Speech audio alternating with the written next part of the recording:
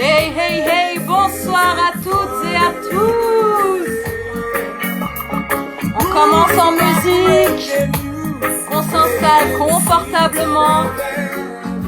Je vais poser ça et j'arrive. Et bonsoir les copains, ça fait plaisir. Bienvenue pour la 3e rencontre de Confiné au Lab avec Tata Mons. Je suis hyper contente de vous voir aussi nombreux ce soir, c'est trop cool. Alors, hop, on se recoiffe un peu parce que bon, hein, je reste une fille, je reste un peu coquette. Donc voilà. Donc ce soir, on accueille qui? On va accueillir un des cofondateurs de la marque Umoja Shoes. La marque de chaussures éthiques, écologiques et avec du style. Donc on va inviter tout de suite Dieu veille. Heureusement j'ai mon assistante, hein, parce que je vais vous dire la vérité, hein, je suis confinée au lab mais je suis pas seule, sinon je ne pourrais pas gérer tout ça. Donc un big up à Magazel. Alors on appelle tout de suite Dieu veille. J'ai hâte. DJ, can you put the volume low, please? Thank you. Dieu veille. Hello, hello. Bonsoir, bienvenue à Confiné au Lab. Est-ce que tu... Ah bah merci. Attends, voilà, parfait. Comment ça va, Dieu veille? Je vais très bien, merci. Et toi, tu vas bien? Merci pour l'invitation. Avec plaisir. Franchement, j'ai hâte de cet échange avec toi.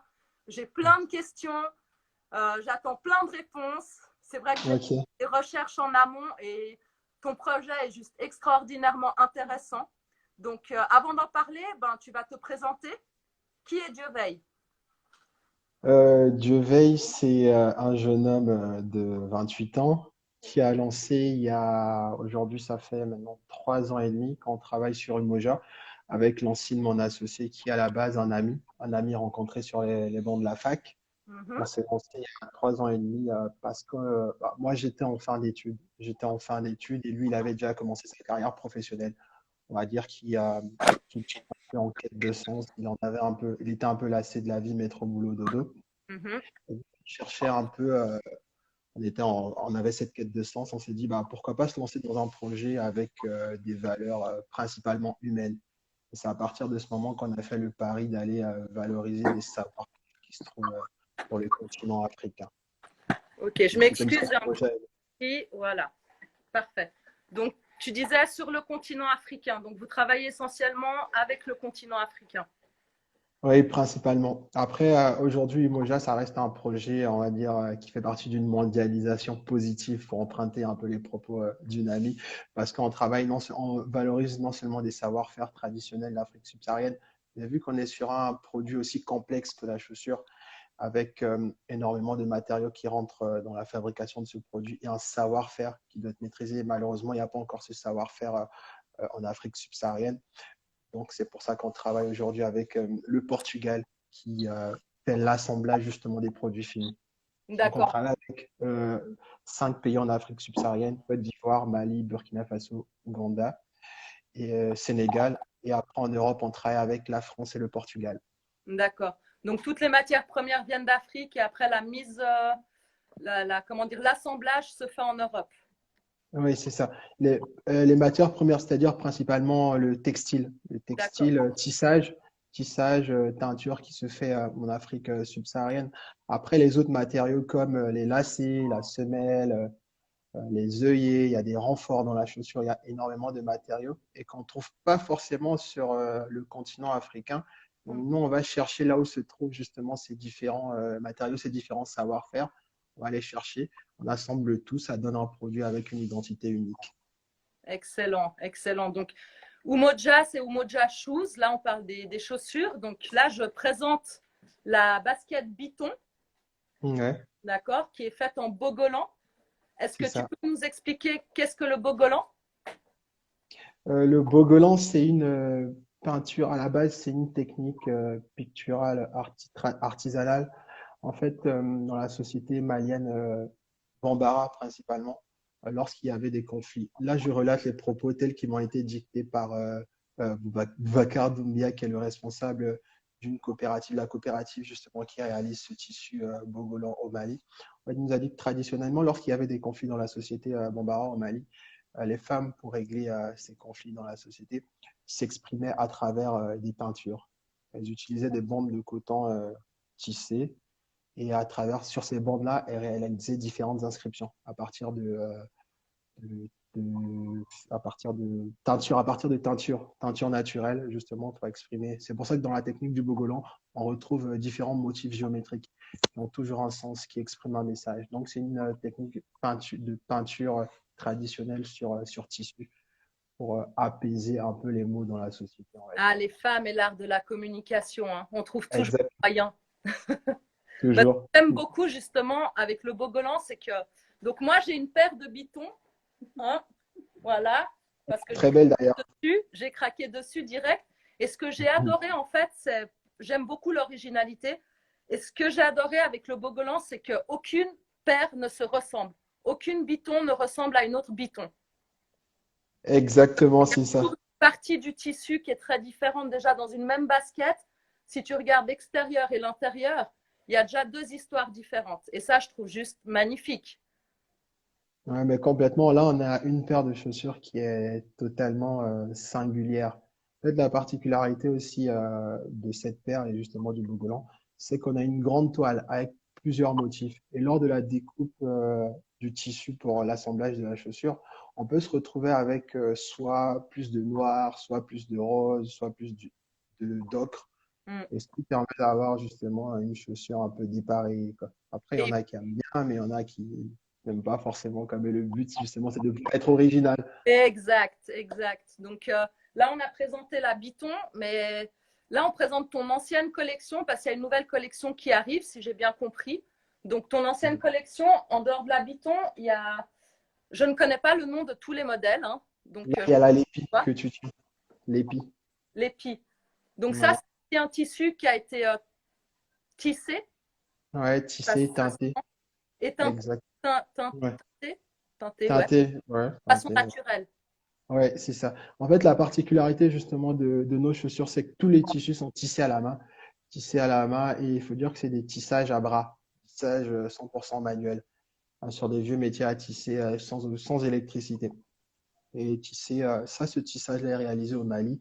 Et la teinture aussi est naturelle, artisanale. Là, on a du bleu indigo pur. Et Et aussi, on a rajouté avec de l'écorce d'arbre sur la languette, aussi au niveau des œillets. C'est ça, ouais. Écorce voilà. d'arbre battue à la main. Donc, c'est pour ça qu'on appelle les baskets Umoja les baskets véganes, parce qu'en fait, vous n'utilisez pas du tout de cuir. Ouais, bah, vegan, même plus végétal, parce que l'idée, c'est de ne pas utiliser aussi de plastique. Après là, malheureusement, sur cette première collection, c'était un peu compliqué pour nous parce qu'en termes de sourcing, l'idée c'était de n'utiliser aucune matière plastique. Mm. Mais on s'est rendu compte que la chaussure, comme je le disais au début, c'est un produit extrêmement complexe. Il y a tellement de matériaux qui rentrent dans la fabrication que c'était compliqué pour nous de sortir un produit sans matière plastique. Donc on va dire, on a essayé d'utiliser le moins de plastique possible, mais il y en avait quand même, notamment sur la semelle. Et là, pour cette prochaine collection qui va arriver, ça fait 2 ans depuis le début qu'on travaille dessus. Aujourd'hui, on a identifié uniquement des matières végétales et la prochaine collection qui va sortir, elle sera à base de matières végétales, notamment la semelle, tout ce qui est renfort, même la colle. On a réussi à trouver une colle Excellent. végétale. Et l'idée, ce serait uniquement de proposer des chaussures végétales pour montrer que c'est possible aujourd'hui de produire sans plastique. Exact. J'adore le concept, j'adore. Et ce qui m'a le plus surprise quand moi j'ai acheté mes bitons, parce que quand j'ai acheté en fait mes baskets, je ne savais pas encore que c'était du 100% végétal, hormis comme tu as dit peut-être la semelle. Mais là où j'ai trouvé extraordinaire, c'est que au lieu du cuir, vous utilisez du liège. Je sais Ouais, pas c'est si ça. on le voit là, mais Ouais, exactement. j'ai trouvé. Voilà, là, sur ce modèle-là, il y a du liège. Bah, comme tu as pu le voir, on joue vraiment sur les matières. Là, sur le modèle Biton, c'est du liège. Sur le modèle Lépi, c'est de l'écorce d'arbre. Euh, le but, c'est de se dire non seulement on n'utilise pas de, de cuir ou de matière animale, mais c'est aussi d'utiliser un peu de nouvelles matières et de jouer sur l'association de ces matières. Jouer sur l'association du tissu avec, par exemple, du liège, du tissu avec de l'écorce d'arbre, et aussi avec d'autres matières pour, au-delà du côté écologique responsable, c'est aussi un côté, un parti pris sur l'esthétique. Ben, ça déchire. Merci. Non, franchement, elles sont trop belles, vos baskets. Celle-ci. Ouais. Là, on a le modèle étoile de Cap-Vert avec un tissage spécifique qui vient du Sénégal. C'est un tissage Mandjak. Aujourd'hui, le groupe Mandjak, c'est un groupe minoritaire qu'on trouve au Sénégal, en Guinée-Bissau et au Cap-Vert. C'est ce groupe-là qui maîtrise ce tissage traditionnel. Aujourd'hui, on trouve très peu d'artisans qui arrivent à maîtriser ce tissage traditionnel. Donc, c'est un tissage qui est en perte de vitesse. Nous, on travaille avec une galerie d'artisans. C'est une galerie d'artisans qui se trouve à Saint-Louis, qui est l'une des rares aujourd'hui galeries qui utilise principalement des matières locales. Parce qu'au Sénégal, on trouve du tissu mandjak, on en trouve, si on va à Dakar, on peut en trouver un peu partout. Mais le problème, c'est que souvent, ces tissus sont tissés à partir de polyester. Mm, Soit polyester, ou soit avec du coton, mais pas du coton local, quoi. C'est du coton mm. qui vient souvent d'Égypte. Et nous aussi, dans notre démarche, l'idée, c'est d'utiliser uniquement des matières qui sont produites localement. Donc, quand on a un tissage qui est fait au Sénégal, c'est-à-dire le coton vient du Sénégal, la teinture vient du Sénégal aussi. Au Burkina Faso, le coton, la teinture, tout doit venir justement du pays, quoi. L'idée Ok. aussi, c'est de pouvoir valoriser aussi ces richesses locales et puis de montrer qu'on a, en fait, on reproche souvent à certains pays d'Afrique subsaharienne de ne pas être capable de produire de même. Donc, nous aussi, on essaie de montrer qu'on peut produire du très beau tissu, mais Mm. avec des matières locales aussi. Du coup, on Voilà. revient un peu à des techniques ancestrales, j'ai envie de dire. On remet ces techniques à la mode. Et ça, est-ce que sur le continent africain, ça prend? Sur le continent africain aujourd'hui, notre marché à 95 voire 99%, il est européen Mm. aujourd'hui. Ouais. Euh, Parce qu'après, le produit fini représente quand même un coût assez conséquent. Et notre clientèle ne se trouve pas pour l'instant sur le marché africain et on n'a pas encore axé la stratégie principale sur le marché africain. Après, on a déjà fait quelques ventes sur le marché africain, il y a de la demande, mais notre marché principal ne s'y trouve pas. Et l'idée aussi, c'est de pouvoir avoir une démarche pédagogique pour expliquer peut-être sur le marché africain, de dire, bon, si cette chaussure, elle a ce prix-là, c'est parce que derrière, non seulement on essaie de revaloriser des techniques ancestrales, mais derrière, ce n'est pas uniquement des techniques ancestrales. Il y a aussi une démarche écologique parce qu'on privilégie le coton qu'on utilise. Il est bio, il n'est pas du tout blanchi, il n'est pas du tout transformé. On Mm. utilise des teintures naturelles, donc ce qui représente un coût assez important, d'où le prix justement final de la chaussure. Il y a certaines personnes qui sont réceptives à ce message, mais pas tout le monde. Et l'idée, c'est d'y aller petit à petit pour essayer de faire comprendre la démarche. Mais aujourd'hui, principalement, c'est sur le marché euh, européen qu'on commercialise nos produits. Mais quand tu parles des prix, parce que moi, je trouve que enfin, vos baskets sont pas plus chères qu'une paire de Nike ou une paire d'Adidas. Et Ouais. euh, qu'est-ce qui fait que sur le continent, les jeunes vont privilégier plutôt ces marques-là que des marques locales comme Umoja ou certainement d'autres créateurs? Est-ce que c'est Parce que, comme, une trend de mode? Est-ce qu'il y a quelque chose à casser peut-être? Une mentalité à changer? parce que comme tu l'as dit, c'est Nike, c'est Adidas, ça reste des marques qui sont établies depuis des années, qui ont acquis une certaine légitimité, Mm, qui ont eu le temps justement de faire leurs preuves sur le marché. Nous, aujourd'hui, on reste une jeune marque, une nouvelle marque. En plus, là, pour l'instant, on n'a sorti qu'une seule collection. Alors qu'aujourd'hui, Nike, Adidas, il y a, je sais pas, une ribambelle de modèles aussi, même en gamme de prix. Adidas, Nike, il y a des prix en tout, quasiment toutes sortes de prix. Nous, pour mm. l'instant, on a encore une jeune marque, on n'a pas développé suffisamment de modèles. Eu le temps de se faire connaître, d'avoir cette légitimité pour pouvoir toucher le grand public, ça prend du temps. Ça prend du temps à une marque de se construire et de faire passer le message. Je pense que je sais qu'il y a l'enseignement sait qu'il y a un potentiel sur le marché africain, mais l'idée c'est d'y aller progressivement, quoi. Mais pour l'instant, c'est pas vraiment notre cœur de cible. D'accord. Ben, en tous les cas, pour ceux qui nous regardent, en tant que consommatrice, je peux clairement dire, parce que moi, je suis une sneaker lover, hein, je veux dire, j'adore les baskets depuis toujours. Et au-delà du fait qu'elles soient stylées, elles sont hyper confortables. Merci. Et ça, c'est vrai que c'était un point qui… Voilà, je me disais, bon, allez, je donne la force, je les achète, mais j'ai peur avec le liège, tout ça, que je ne sois pas confort. Mais et c'est la paire de baskets, une des paires dans laquelle je suis le plus à l'aise, sincèrement. Donc, le travail bien fait, vraiment, vraiment. Et j'en profite. C'est très gentil. Merci à vous. J'en profite pour dire que, pour tous ceux qui nous regardent, vous avez donc Dieu veille et Lanciné qui n'est pas là, qui est donc l'autre cofondateur de Umoja, ont la gentillesse de proposer moins 20% sur les baskets Umoja qui sont disponibles selon le stock. Donc, moins 20%, pardon, sur les bitons. Donc, celles que j'ai, qui sont merveilleuses et magnifiques. Donc, si vous écrivez là pendant le live, biton, non, c'est pas ça du tout. Je me perds. En fait, j'ai des questions pour toi, j'ai des feuilles. Je vais lire. Je veux faire. Il n'y a pas de souci. Les aléas du direct. Donc, vous envoyez Bogolan, parce qu'elles sont faites en Bogolan. Vous écrivez Bogolan là dans le commentaire. Et si vous faites partie des premiers, vous obtiendrez moins 20% sur un des modèles de la marque qui est disponible. Attention, parce que j'ai une main dispo. Hop, hop. Donc, un des modèles qui est disponible chez Walla Boutique. Et je peux vous dire qu'elles sont plus belles les unes que les autres. Donc, n'hésitez pas, envoyez Bogolan, écrivez Bogolan. Ah, je vois qu'il y a des gens, ils sont taquets, c'est bien ça. Donc, voilà. Et puis, du coup, Dieu veille. Donc, là, on a parlé de votre ancienne collection. Et donc, il y a la nouvelle qui arrive. Il y aura combien de modèles dans cette collection? Dans la nouvelle collection, il y aura un seul modèle, mais qui sera divisé en 6 coloris différents. Et tu parlais justement de confort. Cette nouvelle collection sera encore beaucoup plus confortable parce qu'on est parti vraiment sur des matières plus souples. Et par exemple, sur la semelle, on est parti, vu qu'on est sur du caoutchouc naturel, on a une matière vraiment très flexible, agréable pour la marche.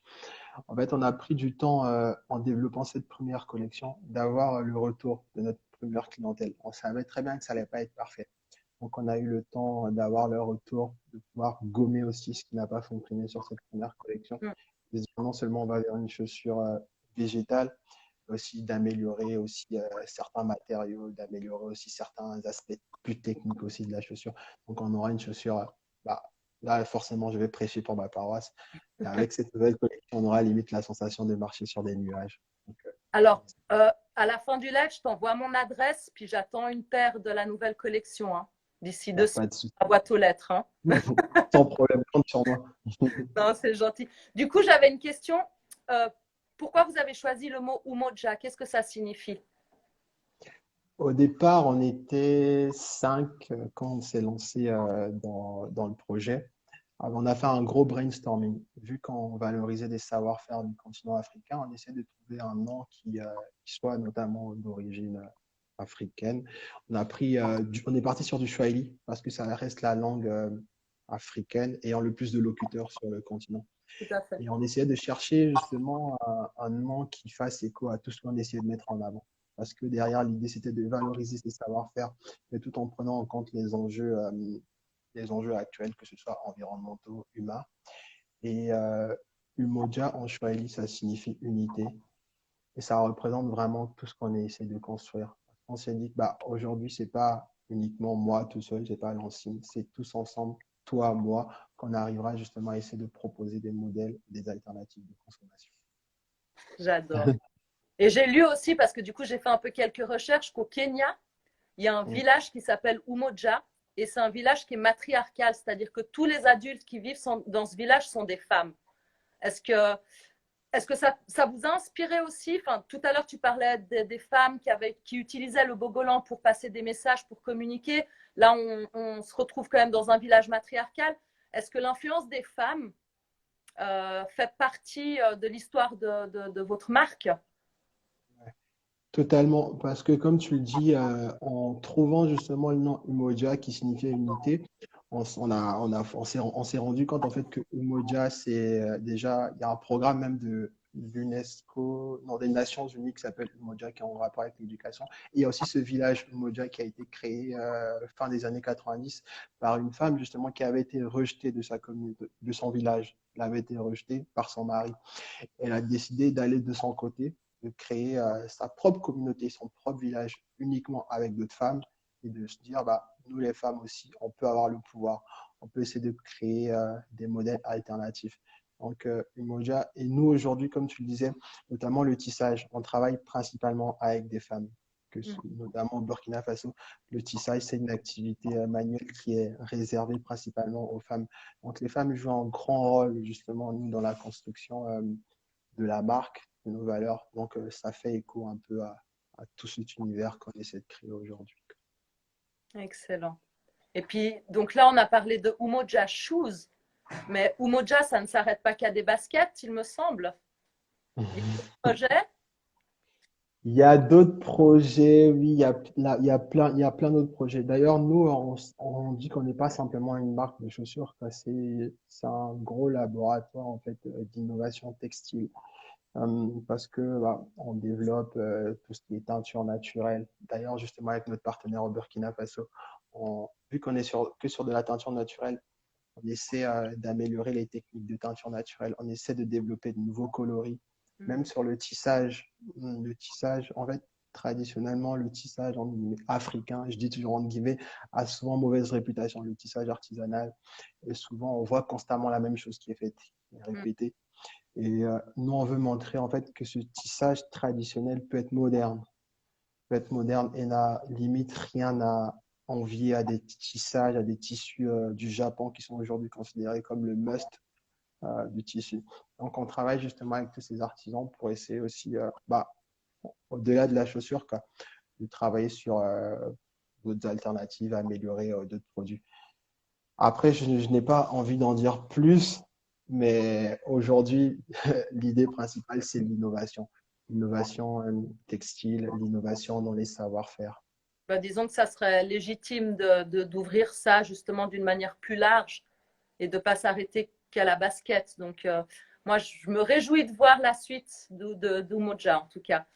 Et Non, merci. on me parle dans l'oreillette, donc c'est pas vrai, j'ai pas une vraie oreillette, j'ai une assistante qui est quelque part dans la pièce et je crois qu'il y a une question qui doit être posée et puis elle me fait comme ça, comme si je pouvais lire sur les lèvres. Donc, Ah, ah oui, du coup, on me demande où te trouves-tu, Dieu veille? là, en ce moment, je suis à Brest. À Brest. Là, je suis à Brest, mais pendant un an, j'étais au Burkina Faso, j'étais à Ouagadougou. Excellent. J'étais vraiment sur le terrain. L'idée, c'était vraiment de mettre les mains dans la boue, comme on peut le dire. J'étais au contact vraiment de notre partenaire sur place à Ouagadougou. Mm. Et aussi, je travaillais sur le développement de la prochaine collection et des prochaines collections. Mais là, je retourne normalement d'ici un mois et demi. Je retourne à Ouagadougou pour aller développer non seulement les prochaines collections, mais aussi les futurs projets. Et l'idée en étant sur place, c'est de comprendre aussi les difficultés éventuelles de nos partenaires. Parce que souvent, à distance, on ne se rend pas compte. En fait, nous, l'idée, c'est d'avoir aussi une approche anthropologique, de se dire, euh, sur place, il y a des difficultés qui sont liées toujours au contexte. Par exemple, là, en étant sur place, je me suis rendu compte que, par exemple, il y a des commandes qui pouvaient avoir un délai de retard parce qu'il y a toujours, je vais dire, l'existant à prendre en compte. On travaille avec une coopérative de femmes qui sont principalement des femmes vulnérables. C'est-à-dire si on a des femmes, on a des veuves, on a des femmes qui ont subi des viols. Et donc, ce qui veut dire que par moment, elles ne sont pas capables, je ne sais pas, de faire preuve, elles peuvent faire preuve d'absentéisme. Mm. Imaginons, par exemple, on a une femme qui aujourd'hui ne peut pas se rendre, on va dire, au centre de tissage parce que son mari l'a empêché d'y aller. Parce qu'on a toujours malheureusement un peu un patriarcat omniprésent dans Tout à fait. certains pays. Mm. Donc, ces femmes-là sont toujours face à cette difficulté de ce patriarcat. Donc, en allant sur place, je me suis rendu compte que parfois, il y a des commandes qui peuvent prendre du retard parce qu'il y a toujours l'existant à prendre en compte, parce il y a certains facteurs qui rentrent en jeu. Et donc là, justement, ça nous permet d'avoir une démarche différente, soit de prendre de l'avance sur les productions, ou même aussi de faire preuve de patience aussi, quoi. De se dire, en fait, on ne peut pas faire du business, par exemple, en Europe comme en Afrique ou en Asie, quoi. Il faut toujours prendre en compte le contexte et avoir une démarche différente. Et ça, pour s'en rendre compte, il faut vraiment être sur le terrain, quoi. Mm. Ça permet, tu vois, de pouvoir anticiper et d'optimiser. Amen. Franchement. Merci. Non, ça touche, ce genre de discours touche parce que je trouve important aussi de montrer effectivement que voilà, sur le continent africain, il y a quand même une autre culture et il y a d'autres difficultés. Et puis ici en Europe, on a l'habitude de tout avoir rapidement Ouais, c'est ça. parce qu'on est devenu des machines, on est devenu des robots. Je veux dire, même nous, humainement, des fois, on s'oublie. Et c'est important de rappeler ça, que justement, derrière l'histoire d'Umoja, derrière ces baskets, il y a l'humain. Et il y a un vécu derrière, il y a une histoire. Et puis que ben, parfois, ça vaut la peine d'avoir attendu 4 mois ces baskets parce que ça a été fait avec de la passion, de l'amour et puis par des personnes réelles et pas par une machine. Donc, merci de le rappeler, Dieu veille. Et puis, du Non, mais je coup, t'en prie. je vais revenir aux teintures naturelles. Donc, on le redit pour ceux qui n'écoutaient pas parce que c'est des mauvais élèves ou pour ceux tout simplement qui viennent d'arriver, que toutes les baskets Umoja sont donc tissées et teintées avec des teintures naturelles. Est-ce que tu peux nous dire qu'est-ce qu'ils utilisent comme produit, si c'est des fleurs, des écorces, des graines, pour créer ces teintures? Non, je dirais pas, c'est secret défense. Non, bon, exceptionnellement, je vais le faire. En Juste fait, un, allez, juste un. ils utilisent des feuilles, des écorces. Ils utilisent aussi, par exemple, de l'argile. Sur le bogolan que tu vois, la partie noire, c'est de l'argile. C'est de la boue fermentée, justement, qui permet d'avoir justement ce coloris noir, quoi. Exactement, c'est ça. Donc, ils travaillent que avec des végétaux et des minéraux, des plantes, des écorces locales. En minéraux, on a de l'argile, on a du sel aussi qu'ils utilisent comme mordant, quoi, pour faire tenir la teinture. Mais l'idée, c'est de se dire, en fait, aujourd'hui, on ne se rend pas forcément compte de l'impact des teintures qui sont dans nos vêtements et autres. Chimique, Euh, donc. Clairement, les teintures issues de la chimie de synthèse, et même pour les personnes qui les manipulent, ces artisans, c'est hyper dangereux. Mhm. Et moi, je me suis rendu compte, d'ailleurs, la coopérative, le centre avec lequel on travaille au Burkina Faso, qui nous l'a dit, en fait, elles se sont rendues compte que les femmes, avant qu'ils travaillaient ces teintures issues de la chimie de synthèse, souvent, vu que c'est déjà de base des femmes vulnérables avec certaines pathologies, Mm. même souvent des femmes qui sont enceintes, ça générait des complications, le fait de travailler justement ces teintures. Et donc, en revenant justement à ces teintures naturelles, artisanales, qui sont à partir de végétaux et de minéraux, qui sont non nocifs, elles, c'est beaucoup plus facile pour elles parce qu'elles ne mettent pas en danger, justement, elles ne se mettent pas en danger. Mm. Et justement, ça permet aussi de faire revivre ces savoir-faire qui étaient perdus depuis quelques années. Donc, c'est vraiment le respect dans tout, quoi, le respect de la nature, le respect de notre nature. Enfin, Ouais, Umoja, unité. C'est exactement, c'est ça, quoi. C'est un tout, c'est vraiment cette démarche holistique, de prendre toutes les étapes de la construction, de la création d'un produit. magnifique. Ben, du coup, je pense que ça vous a demandé quand même beaucoup de patience, beaucoup de labeur pour en arriver là aujourd'hui. Donc, respect, hein, Merci. en Merci. respect. Et puis, je rappelle donc aux personnes qui nous regardent que si vous écrivez Biton dans les commentaires, donc les Bitons, c'est ce modèle-là qui est fabriqué en Bogolan. Si vous écrivez Biton en commentaire, vous obtiendrez 20% de réduction sur les baskets Umoja qui sont disponibles sur wallaboutique.com. Donc, on a essayé de trouver une bannière, on n'a pas trouvé plus simple que ça, quoi. Donc, Mais c'est déjà pas mal, hein, c'est bien, c'est original. voilà. On est Moi, dans l'originalité ce je suis soir. Madame Originale.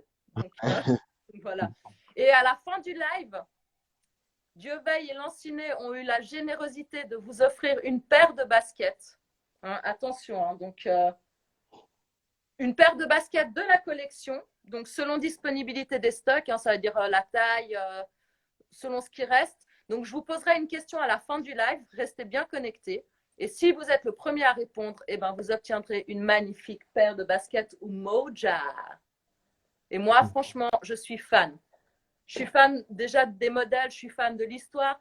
Là, je suis hyper contente de te rencontrer, Dieu veille, parce que je trouve très important en fait d'avoir une traçabilité des produits qu'on consomme. Et personnellement, j'aime savoir qui est derrière une marque. Et c'est pour ça que j'aime beaucoup aussi les différents créateurs qu'on peut trouver dans cette boutique, parce que les trois quarts, il y a une histoire, il y a une passion, il y a un amour pour le produit. Et je trouve juste génial. Donc voilà, merci d'être là ce soir. J'espère que Lanciné, n'étant pas présent, est peut-être en train de regarder le live. Ouais, je crois que j'ai dû le voir passer. Il est présent quelque part. On lui fait un coucou. Voilà, salut Lanciné! Et puis, ben, on espère que dès que cette histoire de Covid aura passé son chemin, qu'on pourra peut-être vous avoir une fois aussi en live à Genève, dans la boutique, pour faire un échange aussi avec les autres consommateurs. Donc voilà. Est-ce qu'on a des Avec plaisir. questions pour Dieu veille ou pour Umoja? Assistante? Quand est-ce que la nouvelle collection sort? Bonne question, bonne question. La nouvelle collection sortira pour le mois de mars. Après, on n'a pas encore de date exacte parce que cette collection, elle a pris vraiment beaucoup, beaucoup de temps. Comme je te disais, on a sourcé, on a vraiment déconstruit la basket. On a déconstruit la basket, on a déconstruit la première collection. Et l'idée, c'était vraiment d'enlever toutes les matières plastiques qui pouvaient entrer dans cette chaussure. Donc, il fallait aller chercher de nouveaux fournisseurs, de nouvelles matières, et aussi trouver des usines qui sont capables de travailler avec nous. Parce que là, en fait, on a complètement déconstruit, que ce soit fil de couture, que ce soit lacet, que ce soit la colle. Et ce qu'il faut savoir dans l'univers de la chaussure, c'est que les usines ont l'habitude de travailler avec leur propre matière. Mm. Et donc, nous, tu parlais tout à l'heure de traçabilité. Nous, ce qu'on veut faire, c'est vraiment avoir une traçabilité totale. Tous les matériaux qui rentrent dans la fabrication de nos baskets, on sache d'où ils viennent. Se dire qu'il y a de la colle, oui, il y a de la colle, c'est bien beau, mais il faut savoir comment ça a été fait, par qui ça a été fait. On utilise pour la couture de la semelle, on utilise quel fil, oui, mais on veut savoir dans quelle matière ça a été fait, par qui ça a été fait, comment ça a été fait. Et donc, il y a certaines usines qui n'ont pas voulu travailler avec nous. Les premières usines qui ont réalisé les premiers modèles n'ont pas pu parce que on leur a imposé des matériaux et ces matériaux-là, on va dire les machines qu'elles avaient à disposition n'étaient pas capables justement de pouvoir réaliser les chaussures. Juste un exemple, pour la couture de la semelle, pour la prochaine collection, on va utiliser du lin. Sur les premières collections, on avait utilisé c'était du fil de polyester, malheureusement. C'est du fil de polyester. Ça, c'est très facile, c'est beaucoup plus facile parce que c'est un fil qui est très lisse, très régulier. Donc, pour les machines justement, les machines de couture qui font le montage de la semelle, c'est très simple. Mais nous, vu qu'on voulait uniquement les matières naturelles, on a utilisé du lin.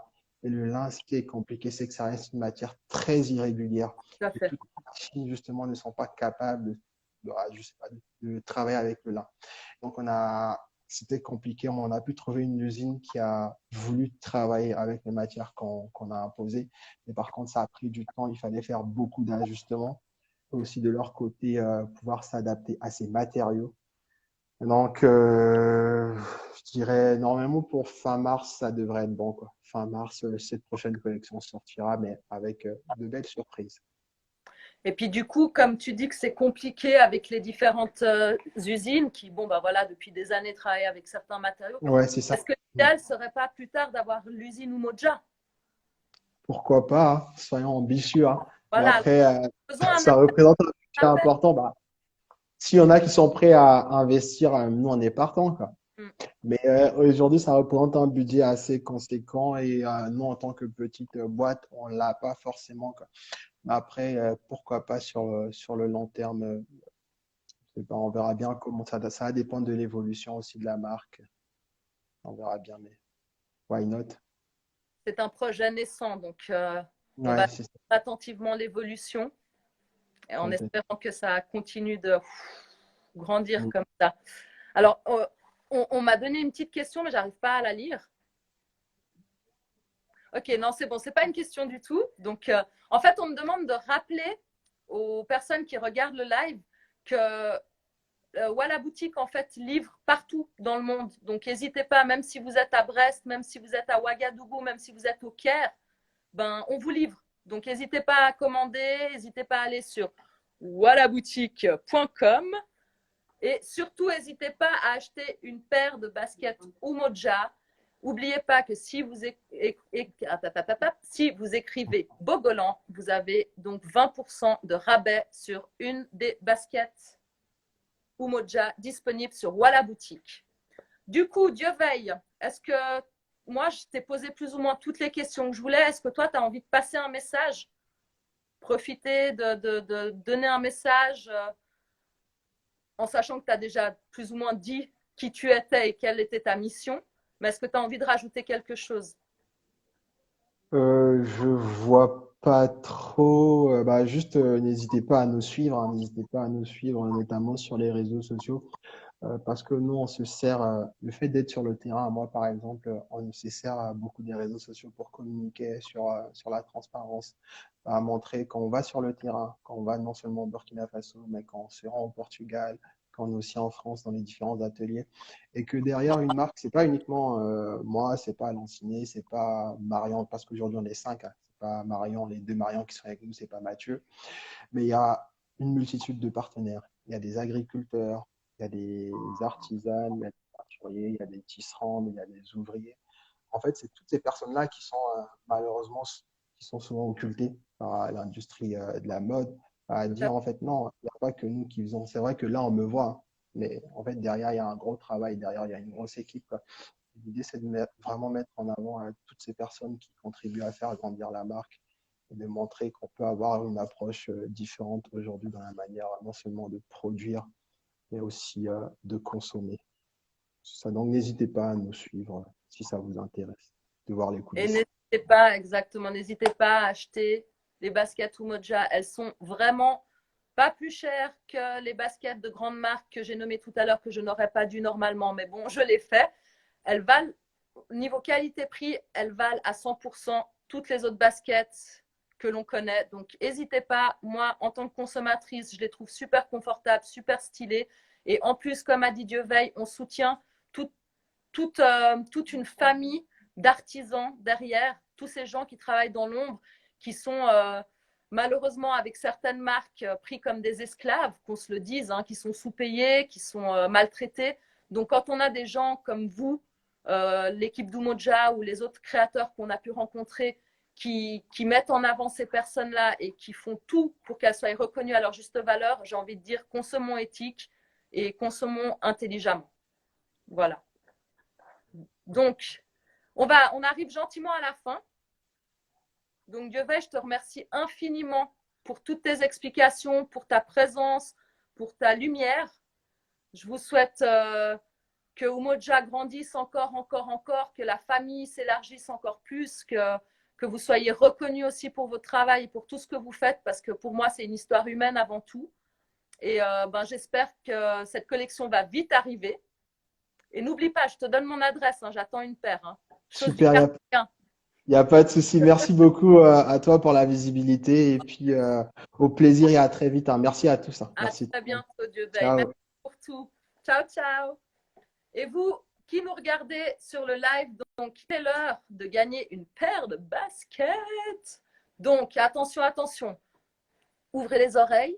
Hein, je veux dire, en plus avec le masque là, on commence à les avoir de plus en plus décollés. Donc, est-ce que vous êtes prêts? Le premier qui répond juste gagne une paire de baskets. Que signifie Umoja en Swahili? Attention à vos claviers, à vos claviers. Je regarde. En commentaire. Personne répond, personne veut une paire de baskets. C'est pas grave, moi je la prends, je rentre avec. Hein. Je répète la question une dernière fois. Que signifie Umoja en Swahili? On a un gagnant. Lison Barre. Première à avoir répondu. Lison, félicitations. Si, c'est Lison qui a répondu en premier. C'était très serré. Donc, félicitations. On te laisse écrire en MP à l'équipe de Walla Boutique. Tu nous donnes ta taille. Tu vas regarder, donc il y a les liens en bio hein, pour voir les modèles de basket. Tu nous dis quel modèle, tu nous dis de combien tu choses, de quelle taille tu choses. J'arrive plus à parler français. Et puis après, tu donnes ton adresse et tout. Puis tu nous invites boire un verre, tu nous fais une bouffe et on t'apportera la paire de baskets à ce moment-là. En tous les cas, j'espère que vous avez apprécié ce live avec Dieu Veil, donc cofondateur de Umoja Shoes. Hop, avec un magnifique lion. Non, je déconne, quand même, c'est une antilope. Eh, si je balance pas de blague, après je suis pas bien, je rentre chez moi, je suis triste. Donc, on remercie encore Dieu Veil et puis on se retrouve vendredi prochain, même endroit, même heure, pour Confiner au Lab. Et vous saurez seulement mercredi qui sera le prochain invité. En attendant, je vous invite à faire un tour sur www.wallaboutique.com parce qu'il y a plein de choses dans la caverne d'Aliwawa. D'accord? Donc, à bientôt les amis. Merci d'avoir été présents. Je vous dis à la semaine prochaine. Big up, one love, Boussa!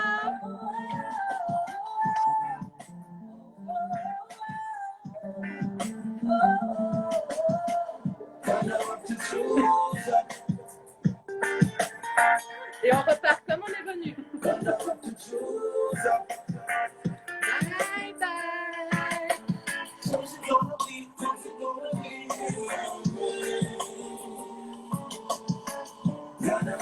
bye.